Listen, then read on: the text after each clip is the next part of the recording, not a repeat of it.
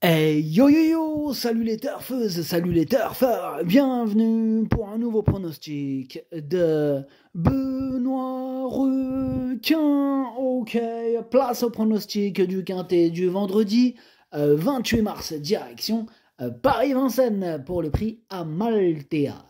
Trop attelé, 2700 mètres, 16 partants, réunion 1, course 8, indice de confiance 4 sur 5. On a intérêt à se le choper celui-là. 4 sur 5, si on se le chope plus, hein, si on se le chope pas, je veux dire, je m'appelle plus Benoît Requin. Enfin bref, petit retour sur le quintet de mercredi. Aïe aïe aïe. Non, j'avoue, je m'attendais pas à ce scénario. Enfin si, on s'attend toujours à un scénario catastrophe, mais franchement, oh, il m'a vénère celui-là. Franchement, il nous a glissé sous les doigts celui-là. Enfin bref, on va se venger avec celui de vendredi. Je la tourne bien sûr cette vidéo avant l'arrivée du quintet de ce jeudi. Je reviendrai dessus demain. Si je voulais savoir tout, on est mercredi soir au moment du tournage. Voilà, donc bien avant l'arrivée du jeudi. Enfin bref, c'est parti, on commence le pronostic et on commence avec le numéro 1, Mister Donald. Et on écoute Léo Abrivard. Mister Donald, il a des excuses sur ses 2 derniers échecs. À Agen, il avait trop de gaz quand il a fait la faute dans le tournant final, puis dernièrement, je me suis montré trop offensif. Sa forme n'est pas à mettre en doute, il est contraint d'affronter de bons chevaux, mais il n'a pas le choix des engagements. Ce n'est pas une priorité, mais en rasant les murs, il peut s'immiscer dans le quintet.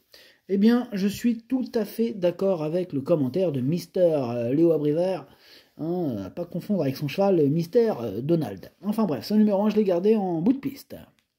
On passe au numéro 2, c'est Happy Danover. Et lui, par contre, je ne l'ai pas retenu. Il est en plein milieu de ma petite liste de possibles troubles faits.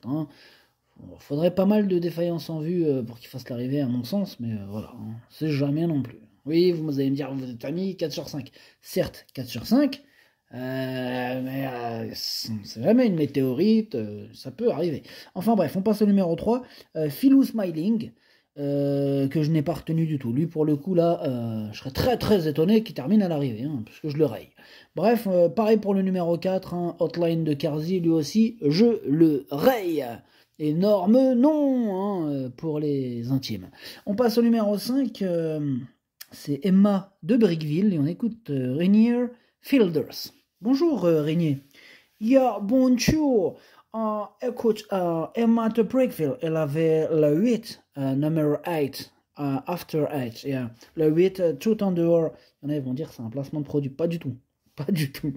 Ça n'a rien à voir. Bref, le 8, tout en dehors pour sa rentrée à Anguin. Elle a été retardée hier à la suite d'une gêne au départ avant de très bien terminer. Il y a un good finish. Il faut la courir à l'économie. Il y a à venir sur les autres. Il faut venir sur les autres. Cela comporte des risques. Yeah. Maintenant, elle revient à Vincennes avec ambition, avec des ambitions. Yeah, des ambitions. Il y a des ambitions. Enfin bref, vas-y, continue. Où t'avais fini? Non, il n'y a pas fini. Il n'y a pas fini. C'est un bel cours sans les saisons. Il y a quelques clients, mais à peu confirmé, avec un déroulement limpide. Ok, merci, Rainier Fielders. En tout cas, ce numéro 5 fait partie de mes préférés. Moi, je l'ai mis 4ème. Bref, on passe. Oh là là. On passe au numéro 6, Give Me. On n'aura pas les commentaires de l'entraîneur. C'est Madame Séverine Raymond qui est partie pêcher avec Captain Jan Barbro. Bref, amusez-vous bien tous les deux. Faites attention quand même. Enfin bref, ce numéro 6, il me plaît bien lui aussi. Je l'ai mis 5ème. Bref, on passe au numéro 7, Horatius Della. C'est un regret, c'est mon 2e cheval de complément en cas de non partante. On enchaîne avec le numéro 8, Gabelou Carizé. On écoute Jacques-Étienne Tué. Gabelou Carizé n'a pas démérité pour son retour au trot monté. Après avoir été un instant pris de vitesse, il s'est bien relancé pour finir. Il a repris de la fraîcheur et affiche une condition physique optimale depuis le retour des beaux jours. Cela dit, il n'a pas de marge à ce niveau et doit bénéficier d'un bon déroulement de course, mais il n'est pas hors d'affaire pour les petites places. Vous avez entendu Jacques? Il n'est pas hors d'affaire. Je suis d'accord avec lui. Il n'est pas hors d'affaire. Ce numéro 8, il peut faire mal. Moi, je l'ai gardé en toute fin de combinaison. On passe au numéro 9. Il peut faire mal à celui qui l'a pas mis, surtout. Ouais, attention. Bref, on passe au numéro 9, fanfaronneur. On écoute personne, puisque ce numéro 9, je l'ai pas retenu, mais il est à l'arrière de ma petite liste des possibles troubles faits. On passe au numéro 10, émoi spécial. Lui non plus, je l'ai pas retenu. Et lui, par contre, c'est lui, le chef et le capitaine de ma petite liste des possibles casseurs de tickets repérés. Attention. On passe au numéro 11, Cobra Killer Gare. On écoute Hansen, Eric Bondo. Bon dia. Cobra Killer Gare a gardé un très bon niveau de forme à l'entraînement, puis depuis sa victoire là, du 1er mars, il découvre un bel engagement. Bon, il n'a pas les 6 ans sur sa route comme cet hiver. Bon, il sait adopter plusieurs tactiques. Ici, il peut confirmer ses qualités. Il peut confirmer ses qualités. J'espère bien qu'il va confirmer puisque c'est lui que j'ai décidé d'installer en tête. Bref, on passe au numéro 12, Easterman, et on écoute Jonathan Kuok. Easterman n'avait rien d'intéressant à sa disposition depuis mi-février. Aussi, j'ai attendu cette course. Il se comporte toujours bien sur la fraîcheur. Bon, il est sorti s'exercer en extérieur à 2 reprises.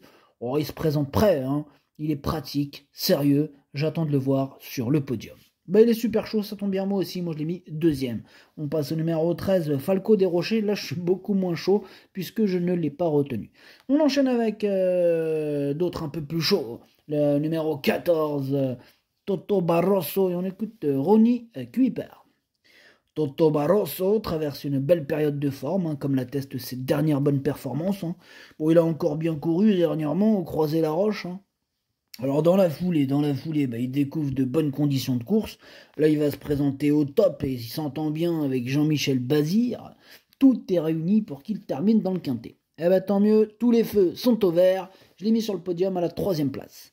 On passe au numéro 15, Falcon d'Espace. Et c'est lui, mon gros regret. C'est lui, ce numéro 15, mon cheval de complément 4 non partant. Attention, possible cassage en vue.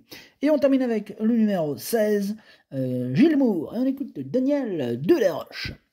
Oui, Gilles Moore, il avait enregistré 2 bonnes performances en fin d'année avant de jouer de malchance mi-janvier. Il a ensuite connu une baisse de régime. Bon, il a décompressé avant de travailler sérieusement en vue de cet engagement sur mesure à 590 €, 590 € du plafond des gains. Écoutez, il est revenu au top avec l'arrivée du printemps. Alors certes, il est barré par quelques rivaux, mais une place est à sa portée. Ok, merci Daniel Delaroche. Ce numéro 16, il me plaît bien, je l'ai gardé, je l'ai mis 6e. Bref, le pronostic, ça donne 11, 12, 14, 5, 6, 16, 8. Merci d'avoir suivi cette vidéo. N'hésitez pas à mettre un pouce bleu si la vidéo vous a plu. Pour accéder à tous mes tickets pour la course du Quintet, rendez-vous directement en description de la vidéo. À jouer avec modération. Bonne chance. Chopez-le-moi. Ciao.